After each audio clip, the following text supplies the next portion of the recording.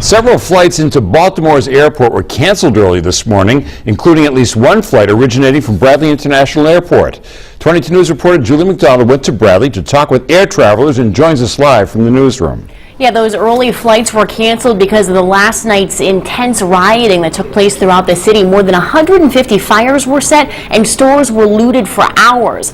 Other flights between Bradley and Baltimore went on as scheduled throughout the day today, but Southwest's first early morning flight from Bradley and another about the same time from Logan and Boston were canceled. We talked to one traveler who said the only reason he was still going to Baltimore was because it was for a business trip that didn't require him to leave the airport there. It just seems out of control right now. There's I think a lot of overreaction. I've had some other people, say, "Oh, you're going to Baltimore?" I wouldn't be going down there right now.